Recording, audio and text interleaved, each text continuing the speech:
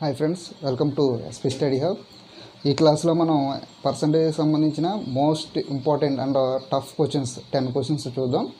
చాలా ఇంపార్టెంట్, ఎవరో మిస్ అవ్వకుండా చూడండి. ఒకసారి మీరు ఈ వీడియో చూసి ఆ క్వశ్చన్ చేయగలుగుతున్నారో లేదో టెస్ట్ చేసుకోండి. చేయగలిగితే బెస్టే, లేదంటే ఖచ్చితంగా నా క్లాసులు ఫాలో అవ్వండి. ఓకేనా? So first question.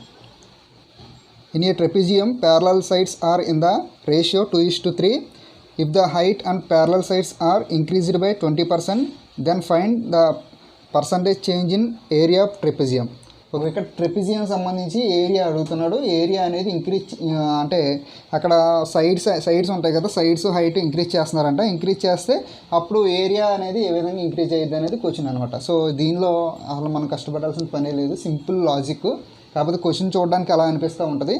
సో ఇక్కడ మనకి ట్రెపిజియం ఏరియా ఫార్ములా ఏంటి? So area equal to trapezium formula ఏంటి? Half A plus B into H. So ఇక్కడ ఆల్రెడీ ఒక సైడ్ ఎంత ఇంక్రీజ్ చేయమన్నాడు అంటే ఇక్కడ 2 సైడ్స్ ఉన్నాయి కాబట్టి 2 సైడ్స్ కూడా యాడ్ చేస్తే మనకు ఒక వాల్యూ వస్తుంది. అంటే ఫర్ ఎగ్జాంపుల్ ఇది మీటర్స్లో ఉంది, ఒక సైడ్ మీటర్, ఇంకో సైడ్ కూడా మీటరే ఉంటుంది. రెండు యాడ్ చేసినా మనకి ఏమొస్తుంది? మీటర్లోకి వస్తుంది. అలానే హైట్ కూడా మనకి మీటర్లోనే ఉంటుంది. అంటే ఇదొక వాల్యూ, ఇదొక వాల్యూ. ఇక్కడ ఏమంటున్నారు క్వశ్చన్లో? 20% ఇంక్రీజ్ చేస్తున్నారంటే ఏంటి? Sides if the height and parallel sides are increased by 20%. అంటే హైట్ని, సైడ్స్ని, ప్యారలల్ సైడ్స్ అంటే ఒక సైడ్ కింద తీసుకోవచ్చు. ఇది 20% ఇంక్రీజ్ చేస్తున్నారు, ఇది 20% ఇంక్రీజ్ చేస్తున్నారు. అంటే మనకి రెండు సక్సెసివ్ ఇంక్రీజ్లు వచ్చినాయి కాబట్టి మీకు ఆల్రెడీ ప్రీవియస్గా ఫార్ములా ఒకటి చెప్పాను ఏంటి? x plus Y plus X into Y by 100 అని. సో 20% కాబట్టి 20 plus 20 into 20 by 100. So 0 0 0 gets cancel. 20 plus 20 40, 2 into 2 4. So 40 plus 4 that equal to 44% అనేది మనకి ఆన్సర్ అవుతుంది అనమాట. సో చాలా ఈజీ క్వశ్చన్ చూడడానికి ఏదో ప్రొసీజర్ ప్రకారం కొంచెం కష్టంగా అనిపిస్తుంది కానీ సో యాక్చువల్గా షార్ట్ కట్ ఏంటంటే ఈ సక్సెసివ్ ఇంక్రీజ్ అనే షార్ట్ కట్ అప్లై చేస్తే మనకి ఈజీగా ఆన్సర్ వచ్చేస్తుంది. ఓకేనా? So next second question. 2 sides of a triangle is 20% and 40% less than its largest side, and the length of the largest side is 30 centimeters. If the length of each side of a triangle is increased by 40%, then find the net percent change in area. ఇది question చూడడానికి మీకు అంతలాగా అనిపిస్తున్నా కానీ ఇది కూడా same చిన్న logic, ఈ type of లాజికే. So ఆ లాజిక్ ఏంటంటే ఫర్ ఎగ్జాంపుల్ మనం అసలు క్వశ్చన్లో కాన్సెప్ట్ ఏంటో చూద్దాం.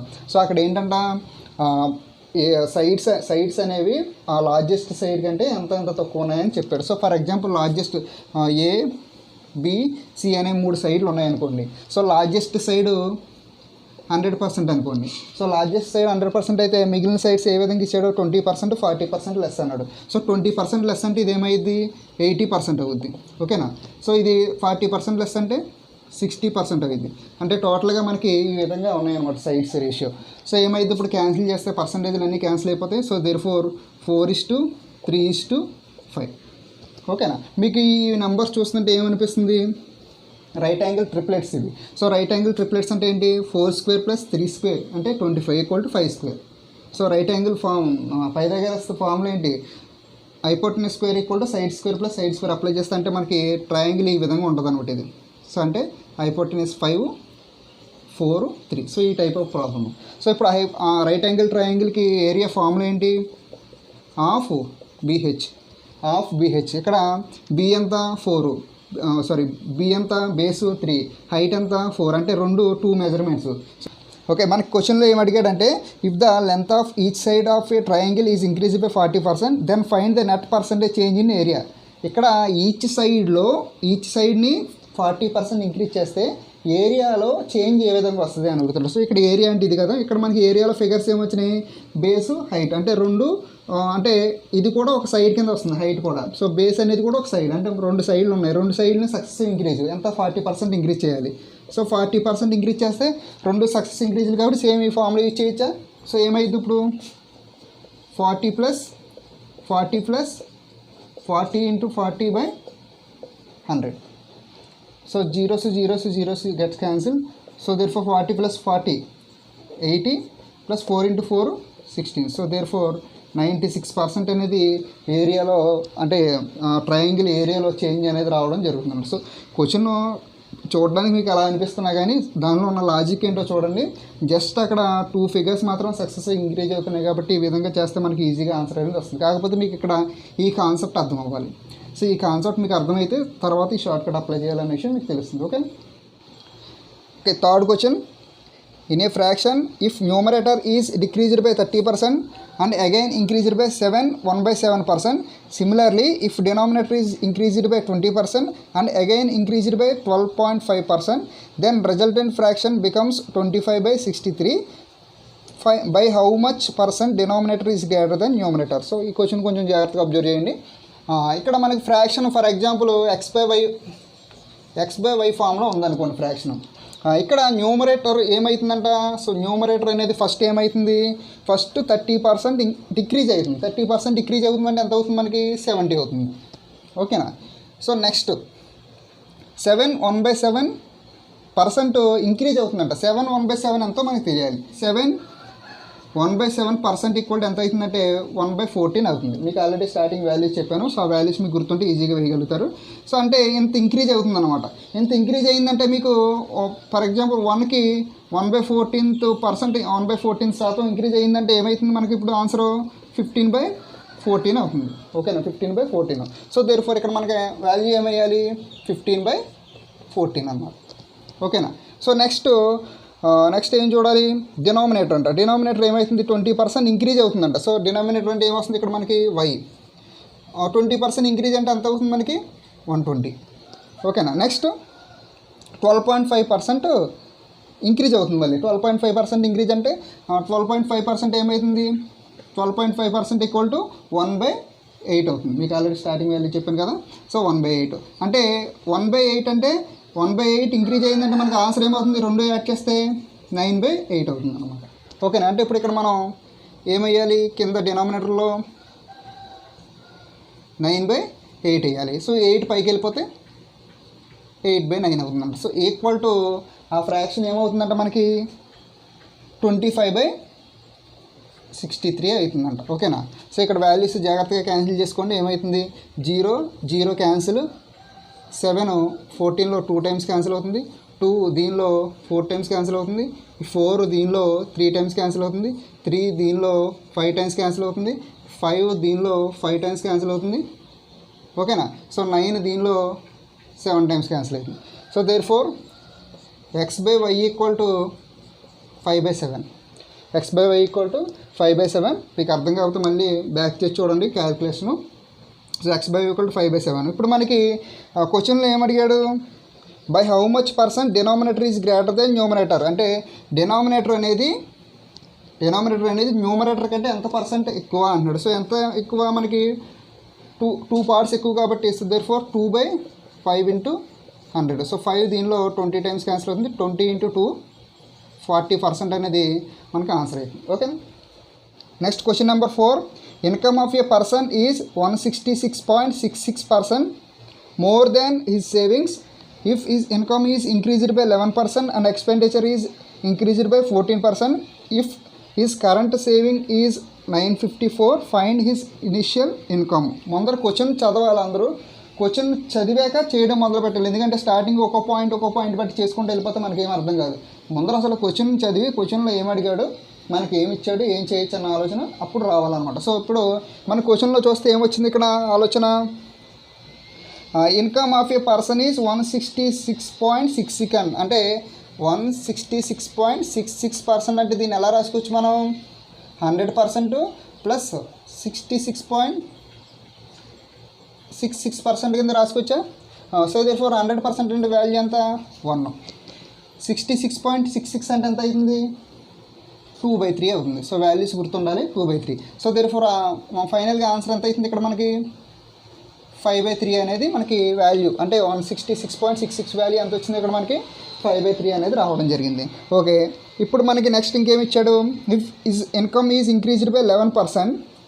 ఓకేనా? సో ఇక్కడ మనకి టోటల్ పార్ట్స్ ఎంత వస్తున్నాయి? టోటల్ పార్ట్స్ 8 వస్తున్నాయి. అంటే ఇన్కమ్ మనం ఎంత అనుకోవచ్చు? ఫర్ ఎగ్జాంపుల్ 8 పార్ట్స్ని మనం ఇక్కడ 8 ఇచ్చాడు కాబట్టి నేను 800 అనుకుంటున్నా. ఓకేనా? 800. సో దేర్ఫోర్ అప్పుడు ఎక్స్పెండిచర్ ఏమవుతుంది? ఎక్స్పెండిచర్ 5 అంటే 500. ఓకేనా. So therefore next saving ఎంత అవుతుంది, సేవింగ్ అనేది 300 అవుతుంది. ఓకేనా. నెక్స్ట్ క్వశ్చన్ ఏమి ఇచ్చాడు, if his income is increased by 11%.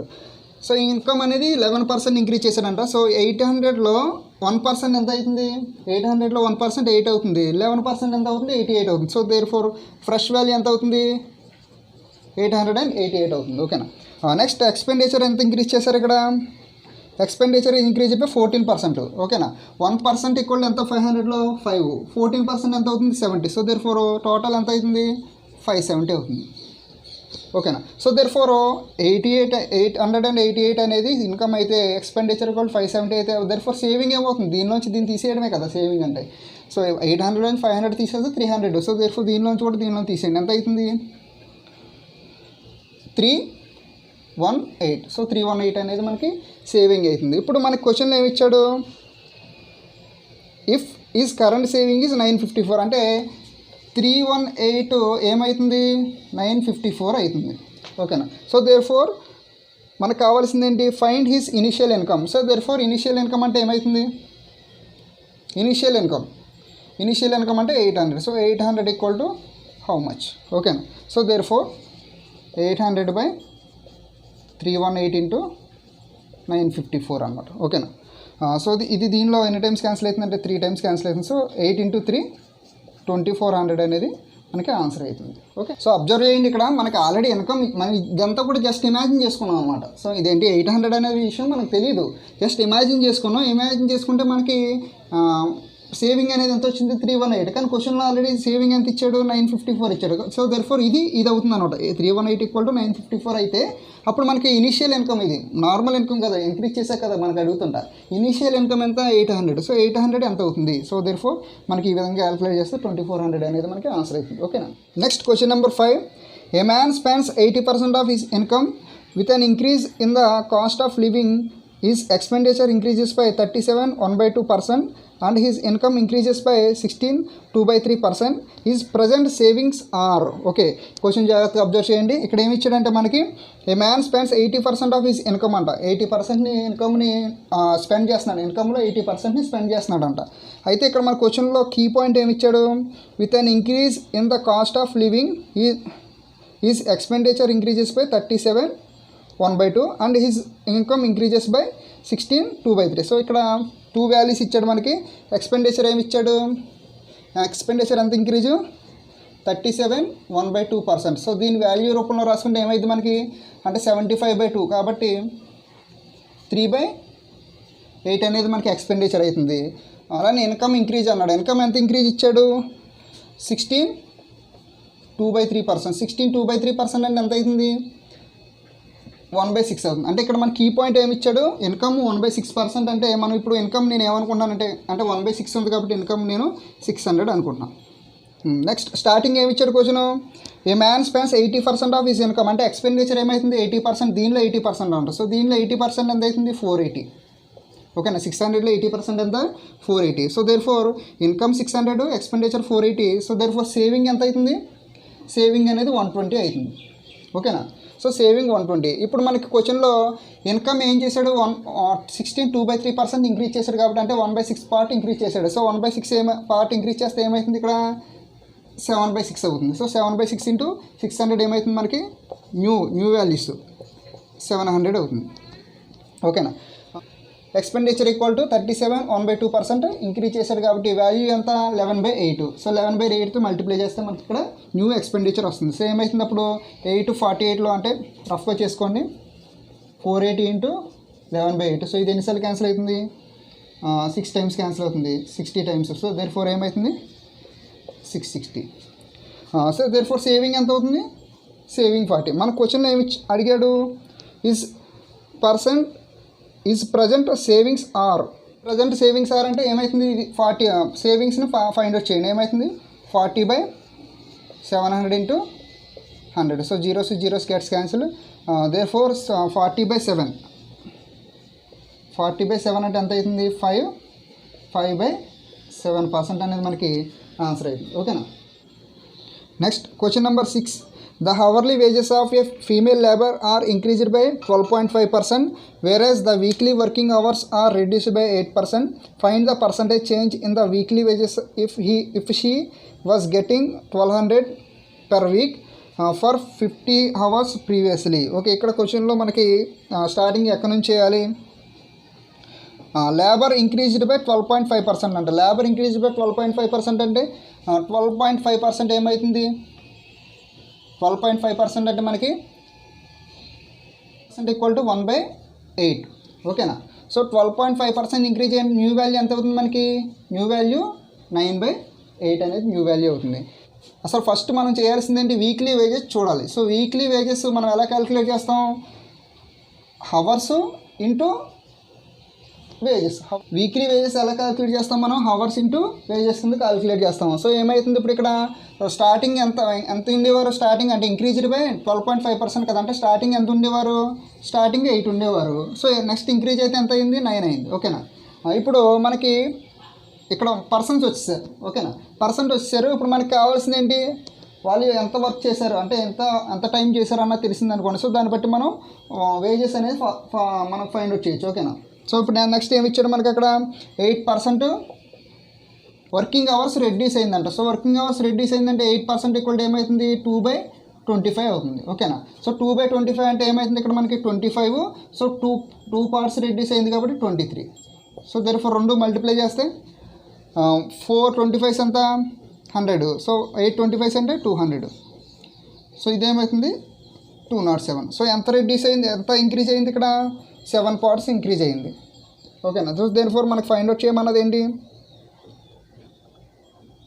Find the percentage change in weekly wages of find the percentage change in weekly wages. So ఏమవుతుంది? 7/200 ఇంటూ 100. సో ఇది cancel అవుతుంది.